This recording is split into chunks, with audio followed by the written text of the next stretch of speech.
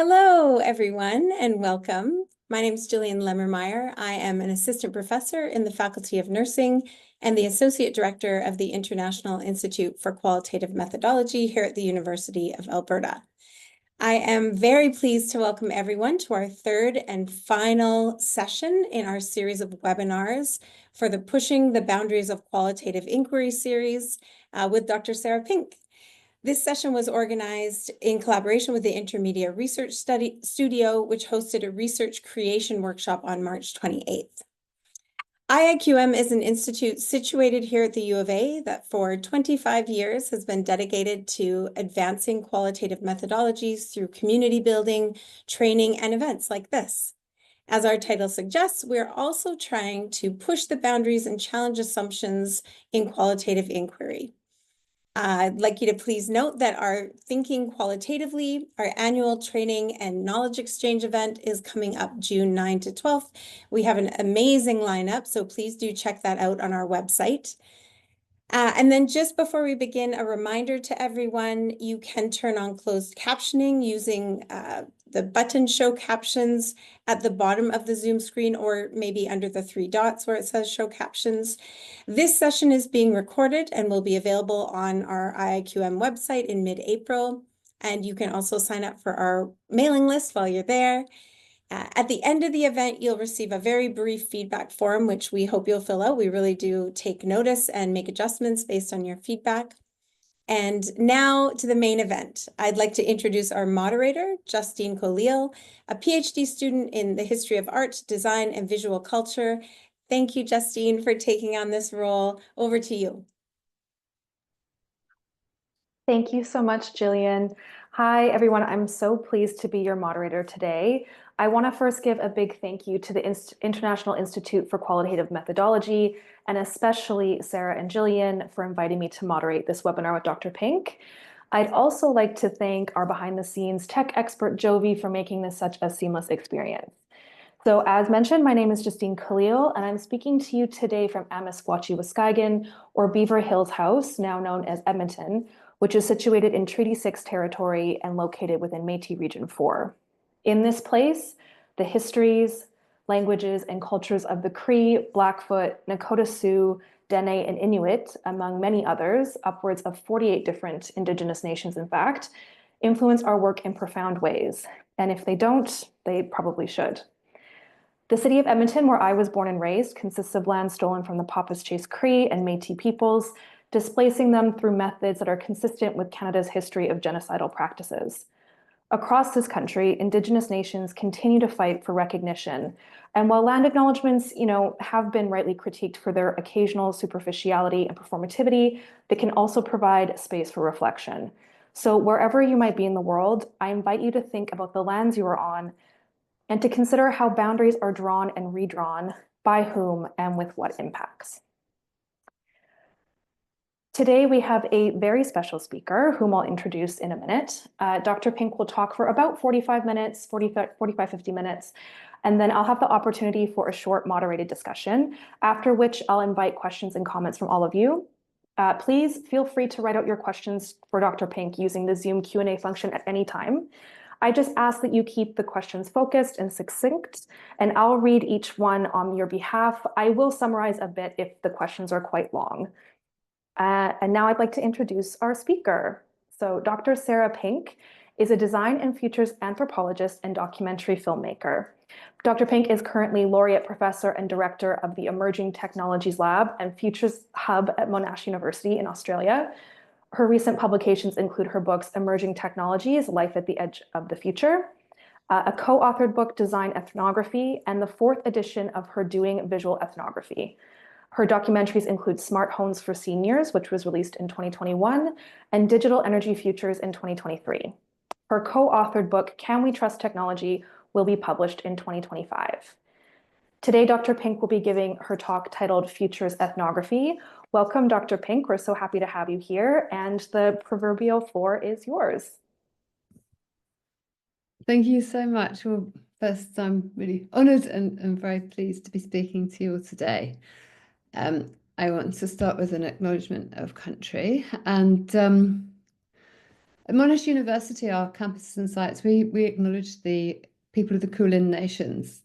And first, I want to acknowledge the Bunurong people, on whose land our campuses where we are located, where we do much of our research. But I also want to acknowledge the Wurundjeri people, on whose land I'm actually speaking today, because I'm giving this talk from home.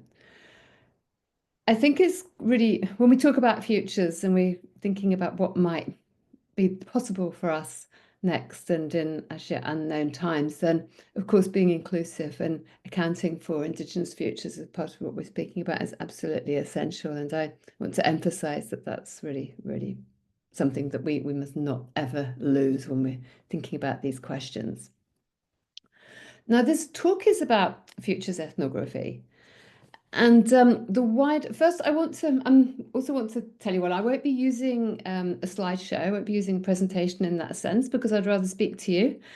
And but I will be showing you some video clips, and I'll also be referring you to our Emerging Technologies Lab website, on which we actually kind of keep most of our films, our video clips and video archives. And also you can access all of the publications and reports and other publications online as well. So rather than actually lay things out on a slide and then have myself in the corner, I really want to speak directly to you as an audience because I feel that that's important. Now, the wider context then for this work and what I want to talk about, something I've been thinking about a lot over the last years. Why do we need futures ethnography? And for me, it's so important that we develop a futures approach to ethnography and more broadly a futures approach to qualitative research. And I'm going to be talking about some of those wider context questions and the kind of wider qualitative approaches to futures and the idea of why we need a qualitative futures approach and other upcoming talks actually in the next months. So today my focus really is on the ethnography and on some of those methods aspects, which I think we do need to kind of go into and really think about how do we do futures ethnographic research and also why. So why? There's an increasing focus on futures across different academic disciplines. In anthropology, there's always been a focus on futures to a certain extent, but now we see the growth of a focus on futures in sociology, in anthropology, new futures centres popping up all over the place. There's a long tradition of future studies, which is another kind of disciplinary approach, but it's now, I think, really becoming much stronger across all different academic disciplines. But it's not just in academia. We also see a real growth in futures centres, futures initiatives in international organisations. There are calls for more foresight to better know possible futures in our current context of crisis. So there's kind of greater need or calls for knowledge about the future, or I would put it, possible futures. Now, within this context, and also with the growth of interest in and, of course, capability of AI and the launch of generative AI as a much more ubiquitous technology more recently, has also generated more interest in using AI to predict and possibly know futures as well, which in some ways is useful and in many ways is also very concerning. Now, so if we want to consider futures more as social scientists and as ethnographers, what kind of futures do we want to think about? What do we want to consider? And one of the arguments I'm making is that we actually need to think about how do we generate what I would call trusted futures, futures in which we can feel confident, in which we can feel calm, in which we can feel we're familiar and comfortable as we go forward. How can we imagine what we as yet don't know as something that will be trusted, that we don't need to feel anxiety about, that we can actually have more of a sense of surety in terms of that things will be okay in possible futures. Of course, at the moment, there's very little of that because we have deep anxieties about climate change, about the way in which emerging technologies are going to impact on our futures. And we don't really, there's little to really grasp on. Now, I have a book coming out later this month, actually with my colleague Emma Quilty, which is called Can We Trust Technology? Of course, we conclude in that book we can't trust technology, but technology can be part of possible futures that we might be able to feel we can trust in. So please look out for that, where you can follow that argument a bit further. What I want to do today is to say, well, if we want to generate trusted futures, we want to understand how we might even come about constituting trusted futures, then of course, for qualitative researchers, we need a qualitative futures research agenda. How do we understand those ways in which we might feel impossible futures and go about seeing how we can shape futures that we feel right in? And of course, ethnographic research, which focuses so much on the experiential, the sensory and the emotional dimensions of everyday life, for me, is a fundamental method that we need to use and to develop further and to innovate in if we are to understand how we might better shape possible futures. And what part of my research agenda then is to research, investigate, and to understand what I call possible future life. What might possible future life be like? How might we experience that? And also how might we go about shaping it? So the stuff I'm going to talk about today is mainly stuff I've been working on quite recently. I will show some work which has been developing over quite a few years, and you might have heard a bit about before in some contexts. But a lot of things I'm talking about and I've just spoken about, things that I've got coming out, publications I've got coming out soon, and pieces of work that I'm working on at the moment. So it's all quite new, although this has been a really strong dimension of my research agenda for quite a long time. The first thing I want to address then, jumping straight into ethnography now, how do we do futures ethnography? Now, I'm going to take as my starting point that everybody knows what ethnography is. If not, then I'd recommend first stop, probably for me, is always Karen O'Reilly's work. Karen has just published another new book around ethnographic research. She's got a great trajectory of ethnographic research publications, so please look at Karen O'Reilly's work. And of course, my own work around ethnography has worked across visual ethnography, sensory ethnography, design ethnography, and digital ethnography, all of those books that I've either authored or co-authored in one case. And the visual ethnography book, I think I've authored 4 times now. And something that I'm very passionate about and I think is super important. Now, all of those pieces of work advocate for reflexive approaches to ethnography, for situating oneself within the research process, for engaging with the sensorial, with the affective, for engaging with how we're situated as part of ethnographic processes, not separating ourselves from our field work. I've developed a lot of concepts and practices as part of that work, and I will be engaging with those today, particularly some of the visual work. But what I really want to jump into today is what's different about doing futures ethnography. Saying different, futures ethnography builds on all of those approaches. But the key thing, though, that I want to emphasize as a site of difference, though, is that ethnographic research has always been built, or well, not always actually, there was a shift around the 80s, but since around the 80s, it's been built on this premise of being about something that's already happened. So we can only investigate the present, which immediately slips over into the past. And the basis of the ethics for ethnographic practice then was that and this was the move away from the continuous present, which kind of happened around the 80s. If we write about things as if they're happening in the continuous present, there's a problematic ethics because we crystallize the people we write about, the discussions we have, the sites and the contexts and situations, experiences we want to represent. We crystallize them and objectify them as being a thing that is a constant, fixed in a particular static state in a ethnographic continuous in a present. And so that was moved away from the 80s to argue that, well, we actually write in the past tense. We write about things that have happened and we acknowledge that they happened in that particular moment, and then they're going to move on to be something different, which we haven't accounted for because we didn't know what it was.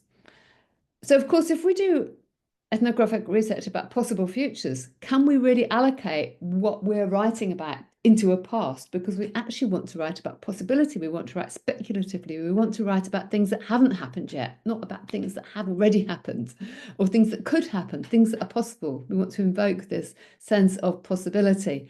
So there's an interesting way in which we can still be reflexive ethnographers, but we're breaking away from putting our work into the past towards putting it into possible futures, putting it into that more speculative mode. And of course, then so there are methodological epistemological and ontological questions that we ask then about the status of the knowledge and the status of what we're actually investigating.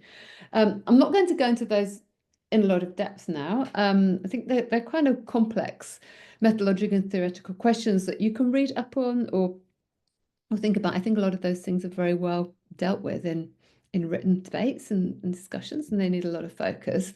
What I really want to focus on now, though, is what the implication is in terms of what we really actually do when we do ethnography, what we're seeking to understand, what we're seeking to find out.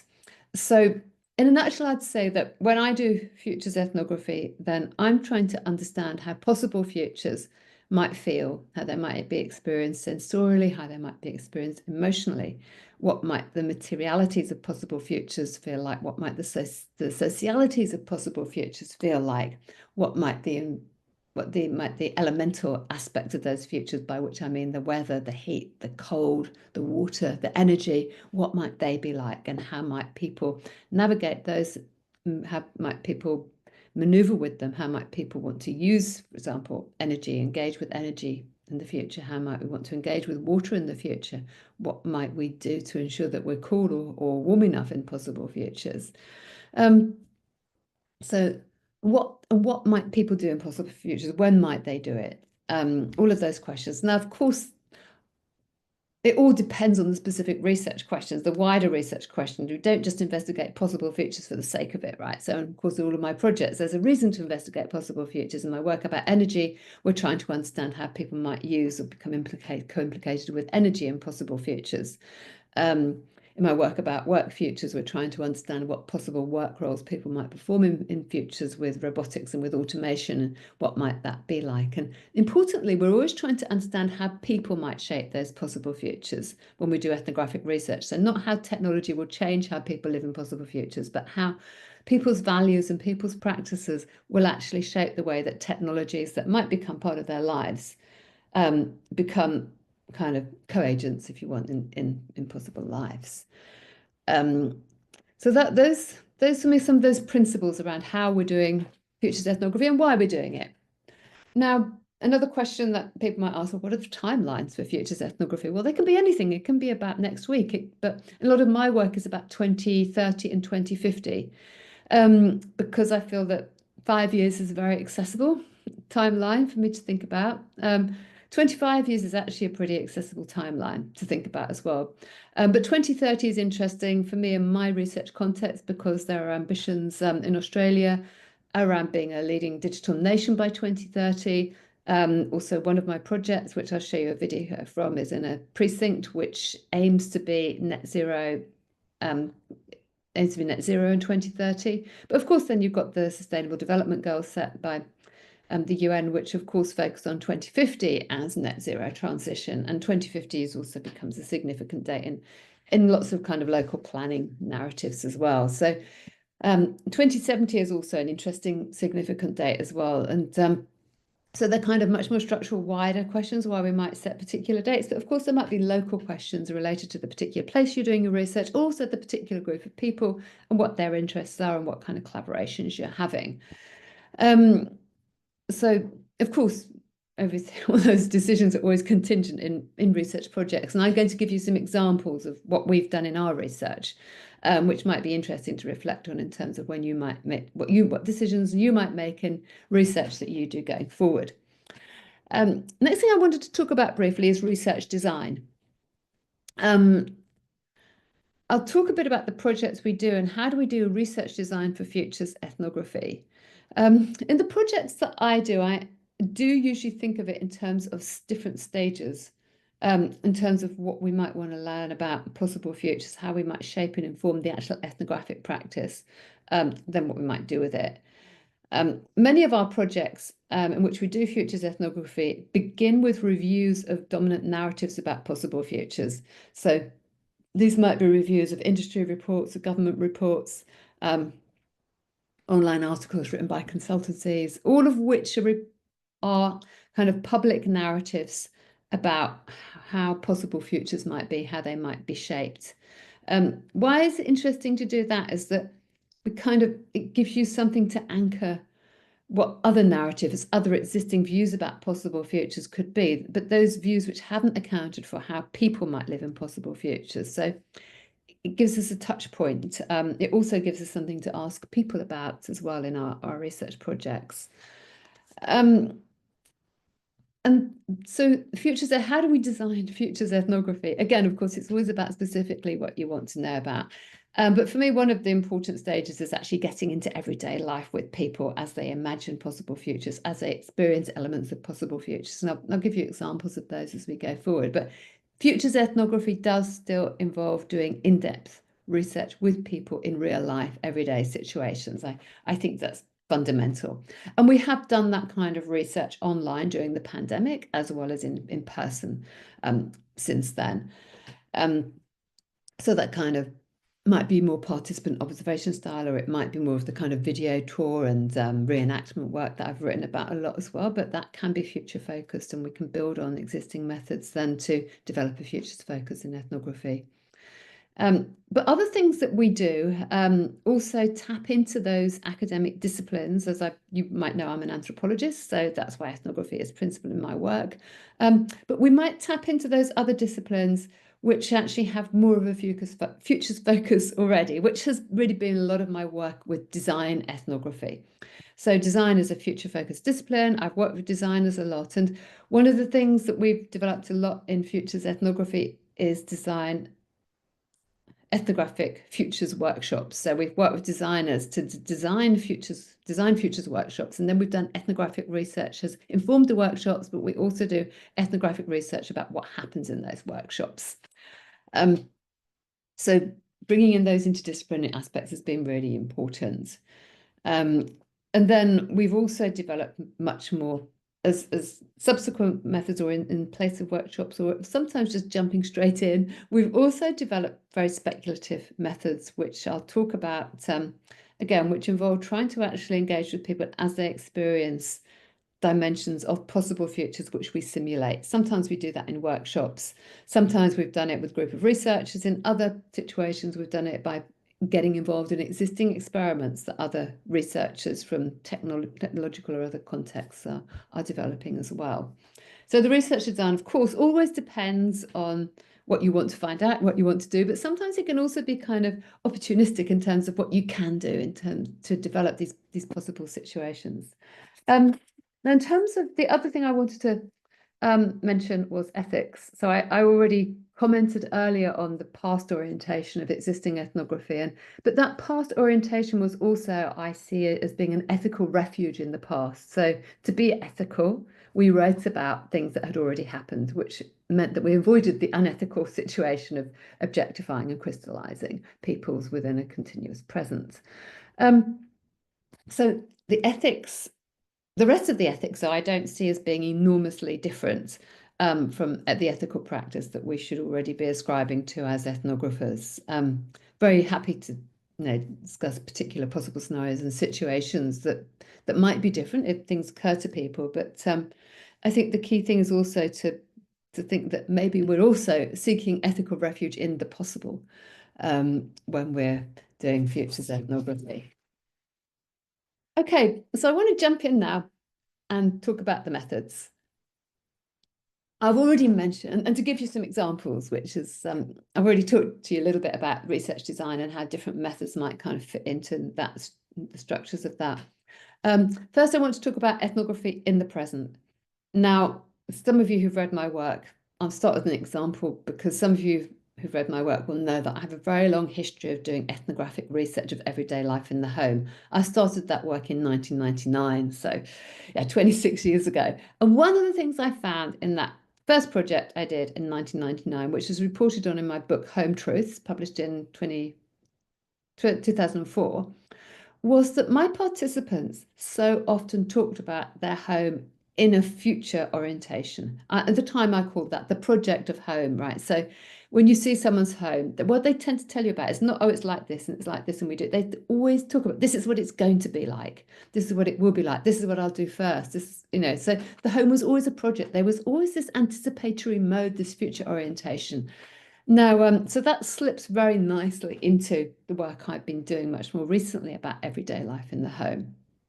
And I think the Digital Ethnography Futures project, which I've written a lot about, it's concluded now. We're just starting a new project, actually, led by my colleague from the same team, called Scenarios for Future Living, which, so please keep an eye on that as we develop. We haven't started the research yet, but we will be very soon. So there'll be much to learn from that as it develops over the next few years. The Digital Ethnography, Digital Energy Futures project enabled us to do a large-scale ethnography of people living in their homes across Australia, where we first did a review of reports about possible futures, as they were already imagined by the energy industry and the technology industry about future home life. But the ethnographic phase, then really we went into people's homes. We did part of that research online. We did the later parts of that documentary filmmaking parts in person. We had to do the research online during the pandemic, so we did at least 2 visits to people in their homes. We asked them to do video tours of their homes with us online, taking us around the homes with their phones or with their laptops or their iPads. We asked them to send us materials. We also often ask them to imagine possible futures on the basis of their life in their home in the present. The other thing we did in that work, there was my colleague Carrie Dahlgren created comic strips based on the reviews of reports that she'd done. We asked people to comment on possible future life by reflecting on those comic strips as well. Now, I won't take up too much time talking about that project. What I want to do, though, of course, be open to any questions you have about it, but I want to show you the trailer for the documentary Digital Energy Futures, because the whole documentary is available online on our lab website, which I'll show you and we'll give you a link to later. But I really want to give you an idea of what it means to do futures ethnography in people's homes and how it involves going into people's homes, but also thinking around those dominant narratives when we do that as well. So let me share my screen. This is quite short, and show you the trailer for the documentary. Please just shout if anything's not working. Imagine a future life where your smartphone, watch, AirPods, and your electric car were automatically charged without you even knowing. What would it be like to give up control to an external system which optimizes your energy use, decides when a robotic vacuum cleans your home, and even when your electricity is available? Or are these even realistic or desirable futures?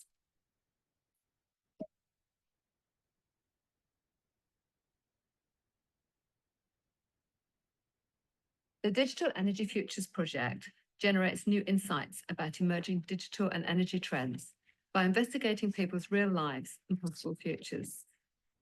My daughter has one of these. She has a Google one. She's in the car and she just says, Google, take me home. Hey Google, could you set me a timer called Champagne for 30 minutes? Okay, a 30-minute timer called Champagne. And we're starting now. What's the champagne? Well, I would have had a drink.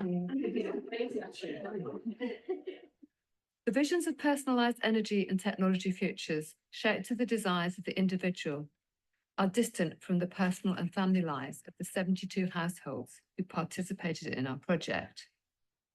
What people really do in the present and the ways they imagine their own futures indicate that automated, personalised individual services are not always welcome. Automation is not for me because I think it takes choice away.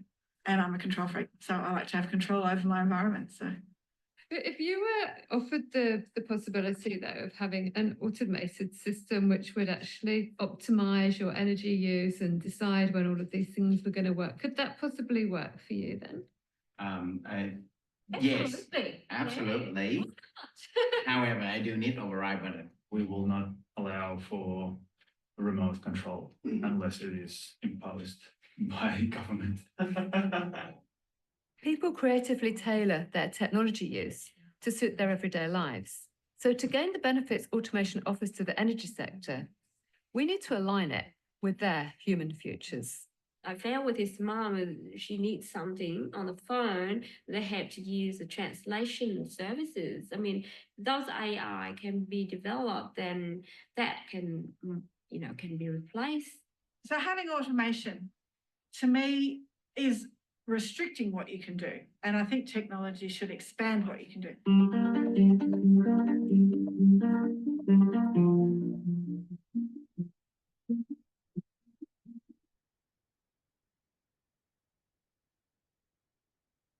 So just to note why I was showing you that documentary or that clip, that trailer, is that what you saw in it then were our representations of the dominant narrative, and we used stock footage and the smooth kind of tech stuff for that. But also the reflexivity that, myself and I was in the trailer, myself and my colleague Yolanda Strangles are both in the film as well. So we want to show our presence as researchers and as a filmmaker on my part. We also wanted to show participants' homes and their voices and what they do in their homes, and to bring that everyday life to the fore. But we also wanted to listen to participants' responses to those dominant narratives, where they said that automation, in the way that it was presented in the narratives that we reviewed in the reports, was not for them. So the film kind of brings together those kind of aspects of what futures ethnography can do, the kind of the contestation that it can also offer by taking us into everyday life and seeing everyday life as a site of improvisation, but also as a site of what we can use as contestation as well. Okay, so what I want to move on to now then is to talk to you a little bit about some of the next stage, which is something which is very often the next stage in the research design for me in futures ethnography, which is the design futures workshops that I mentioned earlier. Now, in the Digital Energy Futures project, this ethnographic study and the film then fed into a series of design ethnographic futures workshops. Now, we've written about them in several places. One of my articles, which is about design anthropological foresighting, published in the journal Futures, goes into that process in quite a lot of depth, actually. And that's an ethnographic foresighting response to the existing dominant foresighting responses as well. Now, in that project, then, we worked with the designer Hannah Korsmeyer, who developed design futures workshops in response to our ethnographic findings. We worked with her to focus them on three key findings, and we undertook the workshops and analysed those in much more depth to develop our foresights. Now, that project was the first one where we really developed that method, and it was super exciting to deliver the workshops, which were, again, unfortunately in that project, they all had to be online. But in fact, being online, it also created some interesting opportunities. And to be an ethnographer and work as a facilitator and ethnographer of the workshop at the same time, and then to analyse the workshops ethnographically, to really bring to the fore what we learned about how people would imagine their possible futures with particular technologies, in this case, new air technologies, new electric vehicle technologies, and everyday routines. Now, we do have another documentary on our website, which is called Air Futures, which reflects on some of those findings around air futures from the workshops, as well as some of our participants' approaches to air futures as well. Now, the next project that we developed some of its work in is a project called Auto Work. Now, on our website, we've got some forthcoming publications about our Auto Work futures workshops. Now, in that project, we also did an interview and ethnographic study of the future of work, or possible work futures in the construction industry, where considering the possible future roles of automation and robotics, and then develop those further in workshops. I won't talk too much about that, but I wanted to highlight it to you because we'll have some publications coming out from that work really soon, and it shows a really interesting evolution of the workshop method, especially because generative AI was used to develop some of the workshop materials. And I'll just mention AI again at the end of the talk. The thing I want to just jump into really, but I was working up to because I wanted to tell you about some of the prior projects, partly because for me, methodology, ethnographic methodology, any methodology is always a process. We're always developing a method in one project. We never repeat the method, but we evolve that method through projects to other projects. And for me, what's been very exciting has been evolving the workshop method. And with view to that, I would also highlight I first developed the design ethnographic futures workshop methods with a wonderful designer, Yoko Akama. A lot of that is in our Uncertainty and Possibility book and various other publications. Now, I wanted to move on though to a project called Net Zero Precincts. There's also tons of information about Net Zero Precincts on our website, about our ethnographic research process that we've got some publications out from and some coming out from.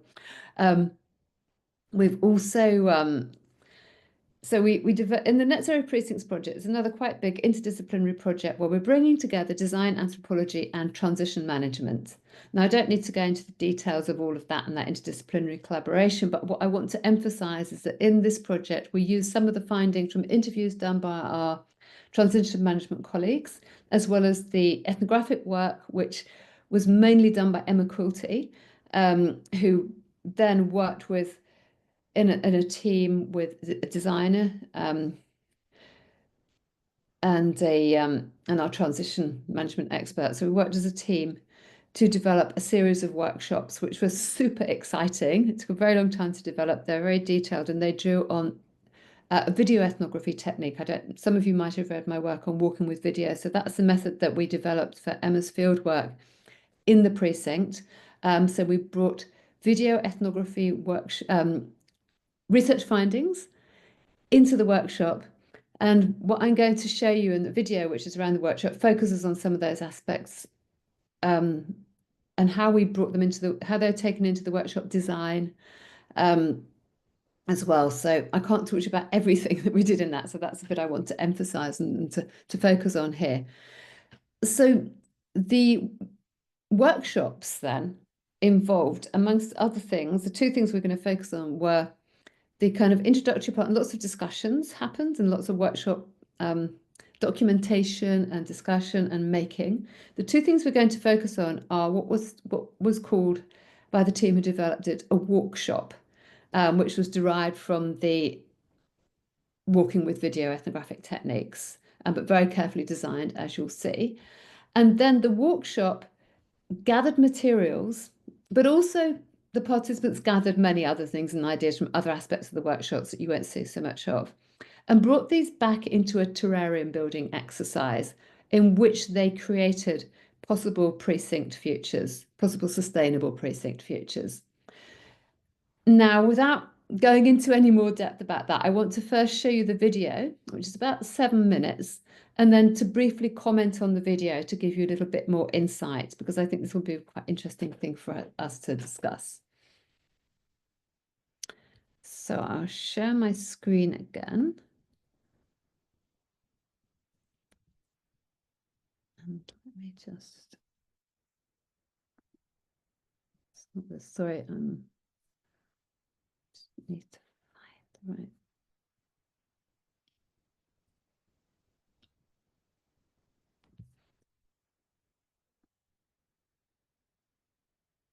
Apologies for this.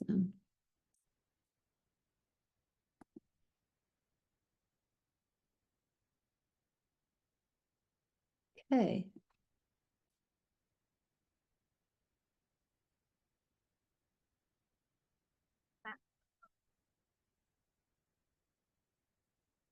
We'd like to acknowledge that we are gathering today here on the unceded lands of the Boonwurrung people. This always was and always will be Aboriginal. Hi, my name is Matt Muir. I'm a proud Wiradjuri man with Yorta Yorta connections. What I'm currently looking at is ways in which we can embed Indigenous knowledges, practices, and culture within our built environment and within our spaces. So one of the key themes is looking at this certain plants that are native to the areas here and be able to project that throughout the entire campus. So it gives our students and staff the idea that, yeah, this sense of connecting and belonging to the country. In 2023, our Net Zero research team designed a series of workshops for our precinct stakeholders, in which they learned about and experienced the campus, and they created their own future visions for transition to net zero.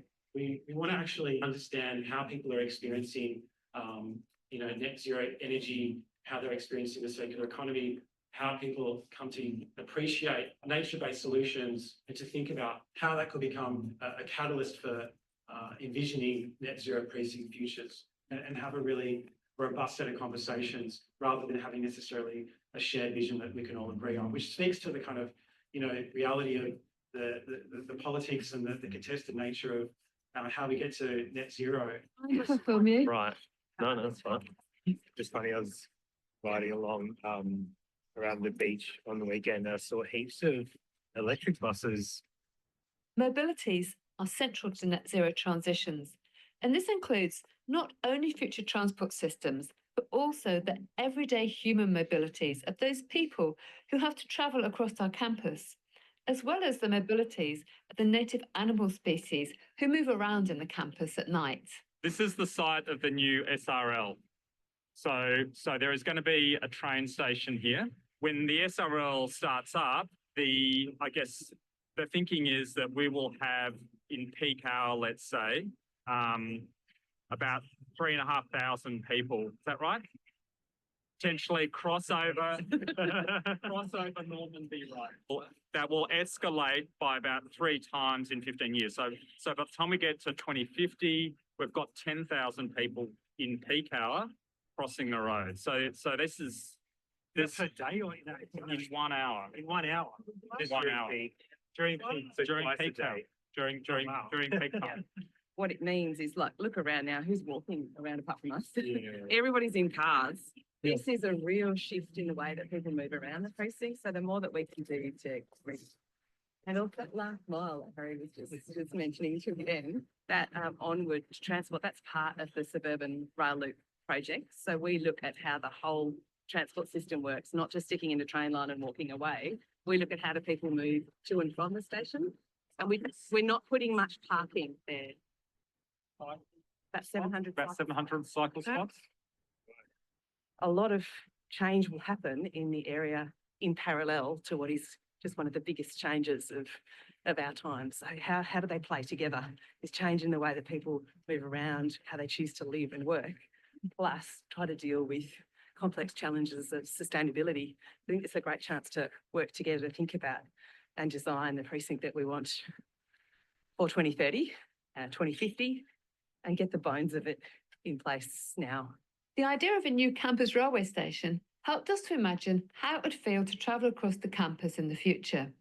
This might be through active transport of some kind, it might involve cycling, or it could mean using other micro-mobility options. Yeah, I wouldn't ride around. I ride my bike only, there's only one road here that I use, and it's like half footpath, half bike path. The next stop was the campus bus hub, where we learned about how electric buses bring new opportunities for net zero transitions. And we're all looking out for an electric bus. One of them is electric, so maybe we'll see it while we're standing here, but they would typically top up for, I think, about half an hour. In a future where you have all those buses having really big batteries, you could potentially use that to, say, capture the sun's energy during the day. So you have a lot of batteries there overnight, not in service. They could be a more integrated part of an energy grid. Do you find that the fact that you predominantly take public transport or you don't use a car eats into a lot of your personal time? It requires more planning. I think people end up developing like their own mental hierarchy of what their preferences are around different modes. Like I would be a train first because I'm like, train means a laptop can come out and I can do some emails, something. I struggle a little bit with buses and the motion and reading and stuff. We took our new experiences, our new knowledge, and the materials that people had collected back to the workshop to think about net zero futures collectively. Can you tell us something new or exciting you found on your journey? We went up to where the new railway station is going to be. The focus is going to be taken away from driving cars, more walking friendly precincts. I've never kind of thought of all the flow-on effects of that. It's kind of thought, oh, railway station, yeah, but it's actually huge. Did anyone else collect anything on their journey this morning they want to share or talk about? I just collected what I felt connected to or just felt meaningful or pretty to me. And now that I'm putting them together and looking at them, I can see color and diversity. And I can also notice that there are four different things. And I noticed that they're all from indigenous species. And I didn't think about it, but now it seems like a unifying theme here and it feels interesting to me. And recently, I think I have ignited in my mind the possibility of adding natural insulation to our rooftops. which is, I think, being used in many countries. How could these materials and insights become part of a future net zero living world? Look, we're inviting you, the prompt is simple really, we're inviting you to make your net zero precinct living world, right, as a group. This is your preferred future or futures really. So of course, it's a terrarium. You are planting plants in your terrarium. Don't forget about the plants. There's some beautiful moss that's been collected locally. Keep in mind these terrariums are being built as living worlds. They are literally going to live on beyond today's workshop, with you guys being, you know, the designers, the authors, the creators of it. What elements did your future have? Buildings have like solar panels and like how we can make the buildings net zero, like so that the buildings can self-sustain the energy. The buildings can maybe like positive, not positive in energy. In mine, it was hotter. Because of that hot summer's day. It's really, because when he said the sun's beating down, I think, oh my gosh, the sun's beating down. I'm really, really hot. Yeah. And this is hotter than it was before. So I started thinking about what I kind of picked up was a plant that was being useful, because it was being useful till I ripped it out of the ground. Now it's not so useful anymore. So it was stopping erosion down our bank. And I was thinking about the way that we would use plants in an environment when it's hotter. And I saw that there are no lawns, so there are native bushes and berries and stuff, and then pergolas in the middle for people to sit around and relax, and like songbirds and stuff like that. And then I was thinking, okay, that's not necessarily like a net zero vision. Like there's nothing about energy or net zero. But then there were no cars, so no cars on campus, more like walking friendly bikes, things like that. So what were you seeing? So some hill stuff. So I had a focus on pedestrian walkways as well, and Indigenous biodiversity.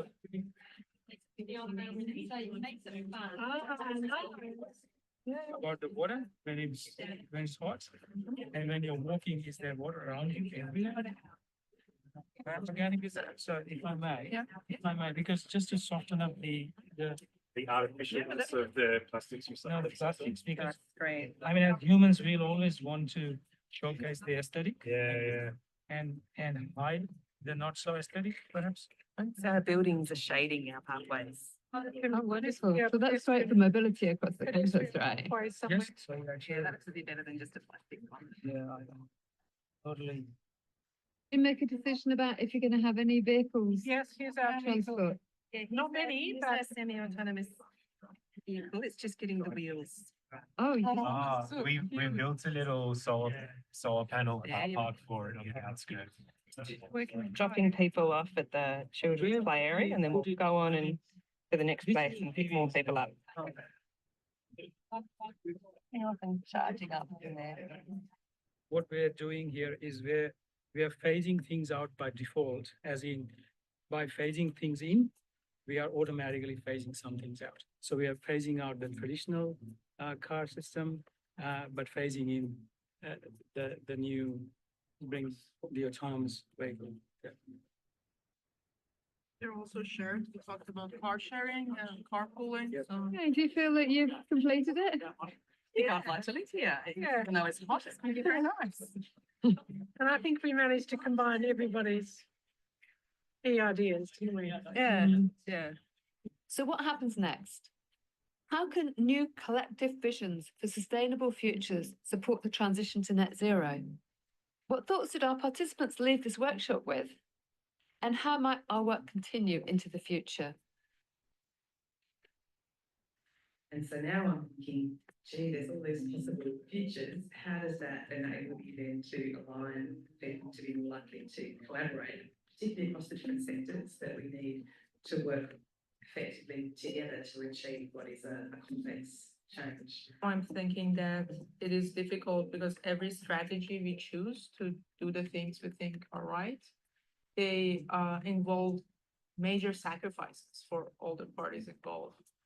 And it's not even compromise, they're like right up sacrifices.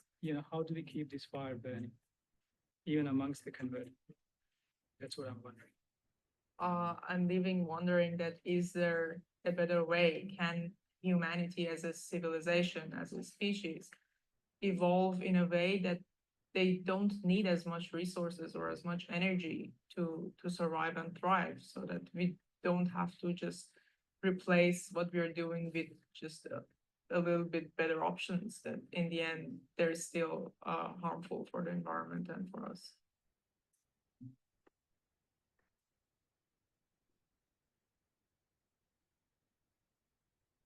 Okay, so I hope people enjoyed watching that. One of the important thing for me to, in terms of showing it to you, was that I wasn't just showing you a film which made an argument based on the work we did. I was also showing you the site of our research. So as well as creating that documentary film, myself with my colleagues have also a series of articles coming out about this. So I have an article called Workshop Filmmaking, which is going to be published in the Journal of Visual Anthropology, I think this year, quite soon, which was important for me because I started to develop a practice of doing ethnographic filmmaking in workshops. Not only this one, a whole series of others as well, but this is the one that I think that really brings it into focus. So how do we do ethnography in workshops? For me, it involves holding a camera and engaging with that detail of what people are really doing in a workshop process and a workshop situation. So I wanted to give you a sense of what it means to actually be, from the camera perspective, from my own perspective, being an ethnographer in that environment. The other thing I wanted to show you, though, was how the walking part of the workshop, which was derived or designed on the basis of the ethnographic video walking tools that Emma did, was also brought into the workshop. So the workshop was not something that was developed independently of our prior ethnographic research in that project, actually built on it. It brought it into focus in a new way and brought those ethnographic insights, very importantly, into the domain of experience of the participants who are all stakeholders in the precinct in that project as part of the workshop. So with that, I want to wrap up the discussion of ethnography. There are many more examples I could talk to you about. There's another area we've been developing is what I call doing ethnographic research in speculative futures or alterity kind of places that are an alterity to our existing present.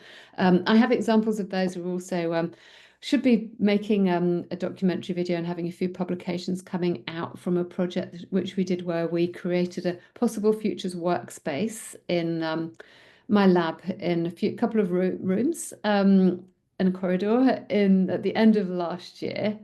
We've just actually have some pieces that we're writing up about that at the moment, and some wonderful video footage where we actually created a possible futures workspace and worked in it and developed possible future professional roles with our digital work futures colleagues from Monash University in Sweden. So some very exciting things that I think that have to talk about soon as well, and experiments that we've really very much been inspired by developing and creating and thinking about how we can really open up this question of how do we do ethnographies of and with and in experiences of possible future environments and relationships and situations. So with that, I'll stop speaking about ethnography. I said I would come back to AI before I finished.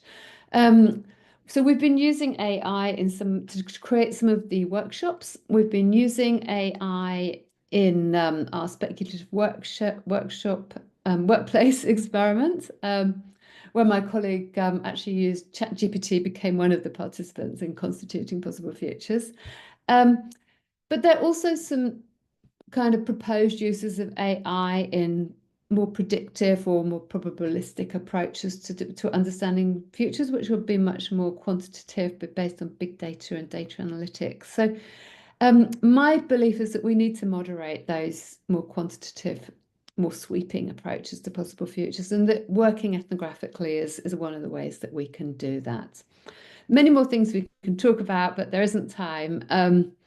Other questions include what concepts might we develop from and use in analysing futures ethnography. I haven't spoken about how we do analysis. There is so much that's happening in this field. In this talk, I really wanted to focus on the ethnographic method. So with that, I will thank you so much for listening. I hope you've enjoyed it, and I'm really looking forward to the discussion and hearing your questions.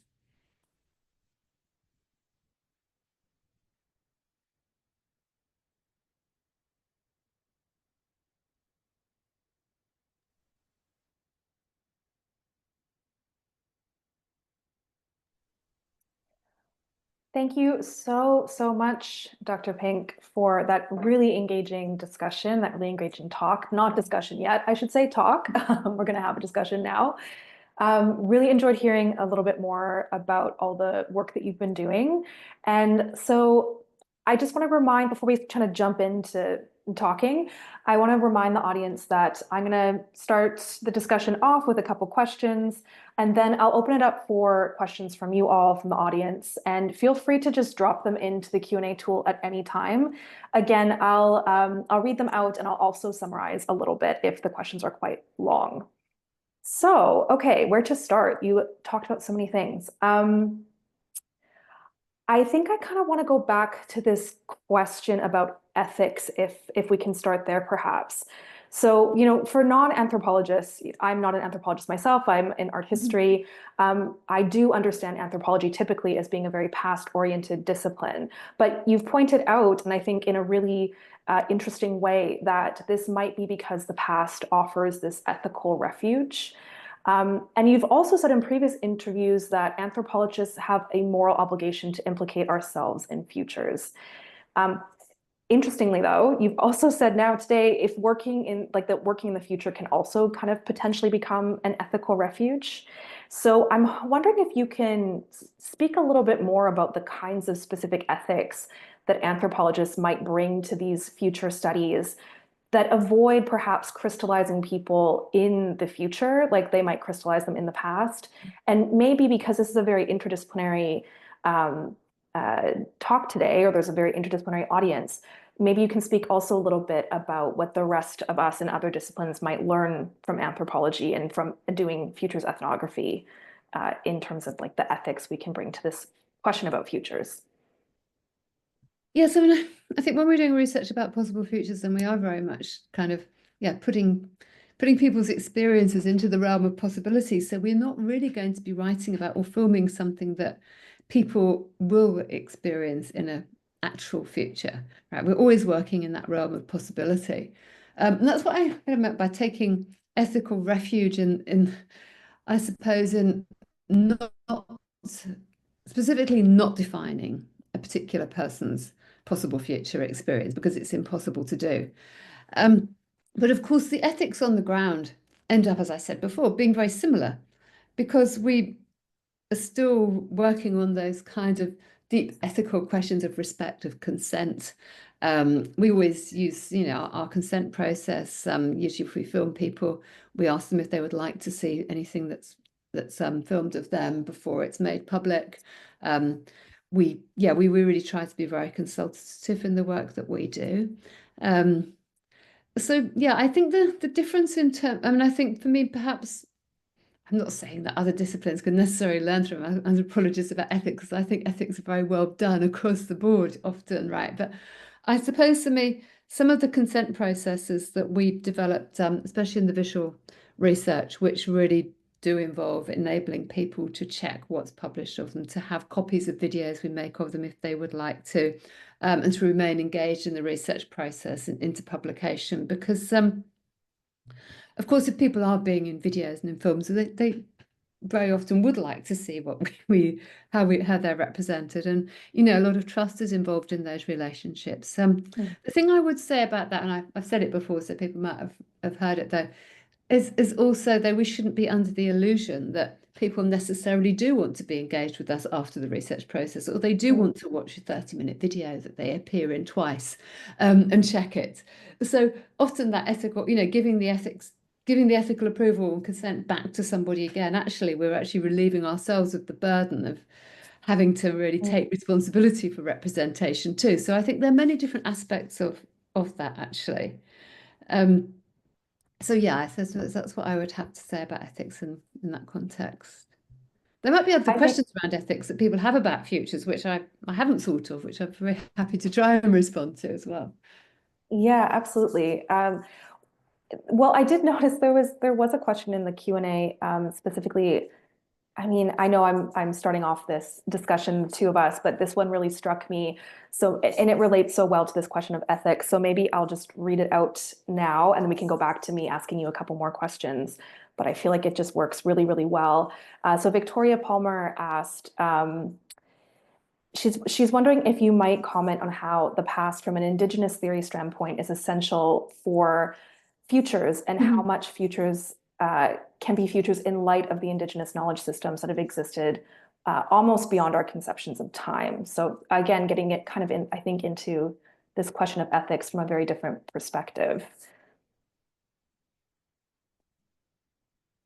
Yes, and I suppose I would say that I don't do Indigenous research, specifically in Australia. I mean, I have great respect for the idea that Indigenous researchers have the authority in that area and would possibly be able to answer that question much better than me. So I think in that respect, I don't really want to make any claims that I can answer that question as well as Indigenous scholars could.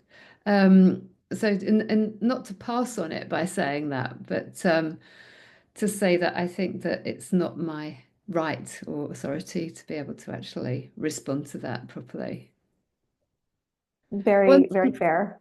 I would say though is that for me, the question of possibility and plurality in futures, in a sense, addresses that question in some respects, because I believe that by acknowledging futures as possible, as being plural possibilities, rather than being the future or a future. And I talk about that a bit more as well, the question of how we actually treat futures in research and what I believe is an ethical approach to treating futures in research, that by acknowledging diversity and possibility, rather than emphasizing the probability of one future over another, is really also an ethical stance. And that, of course, accounts for Indigenous visions of futures and Indigenous approaches to futures as well.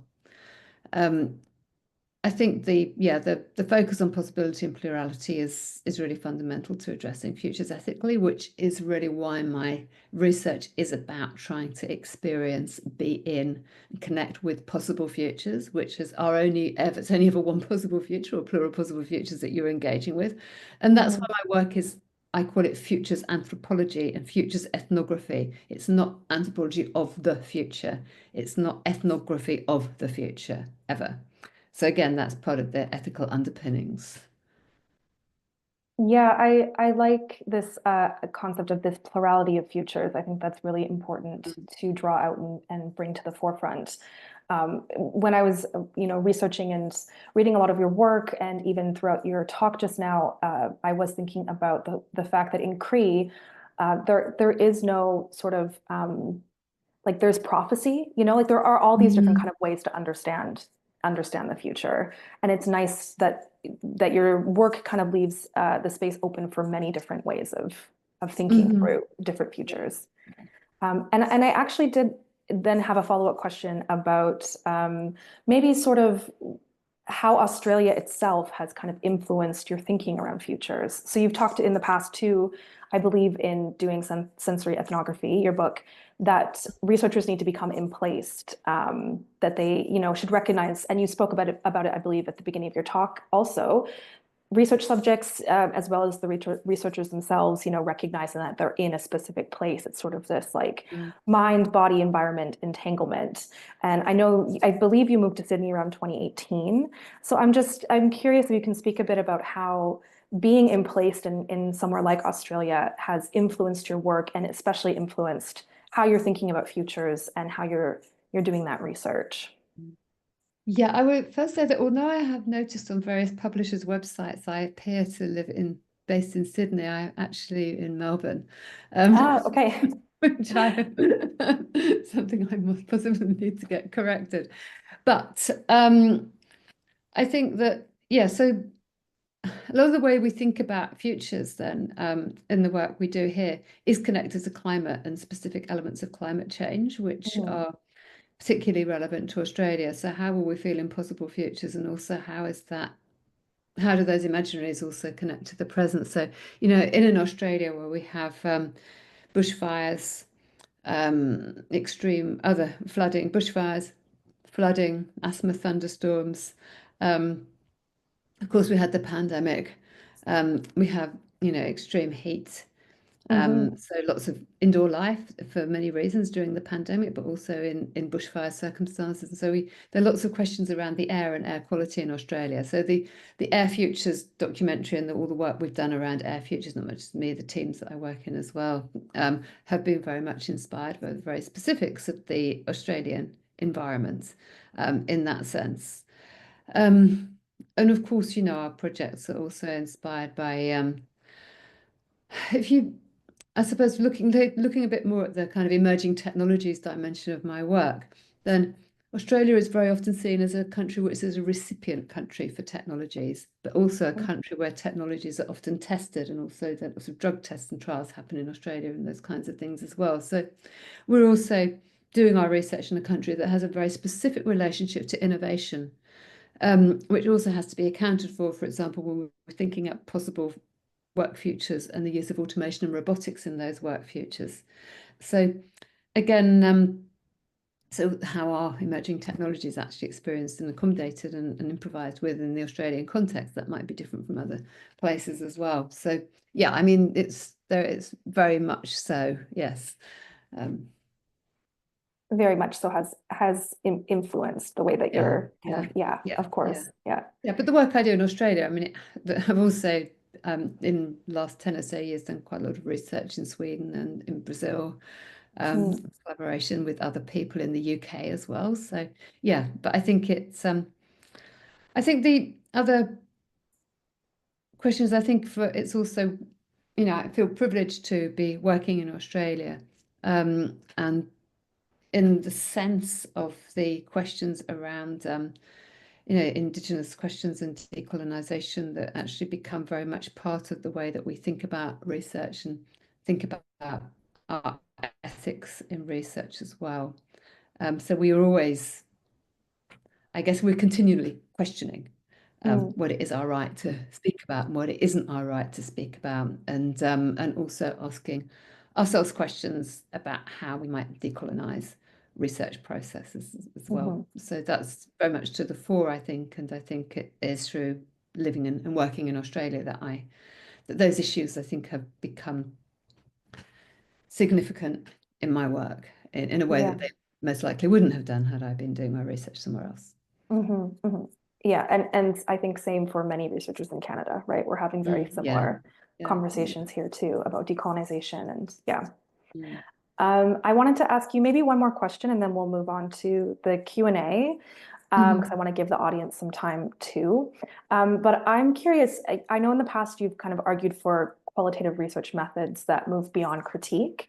I'm very interested in this kind of question of critique and why maybe social scientists, or why you think maybe social scientists sometimes cling so tightly to this mode of engagement, and what might be at stake in moving beyond critique, especially for qualitative researchers. Well, yeah, I think that if we move beyond critique, then we need to make our research accessible to others, to those which might otherwise have been critiqued, for example. We sometimes might need to moderate it. We need to present it in ways which are quite contrary to the ways in which we might present it as academic researchers normally. But we also need to maybe moderate our approaches. We maybe need to be more conciliatory. We may need to learn how to partner and to collaborate, and to understand that potentially our deep critiques are very important to us. We can't necessarily change everything that we critique in our first steps, right?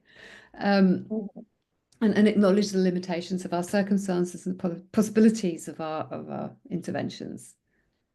Yeah, I mean, that's quite an abstract general response, but I can one example is one of our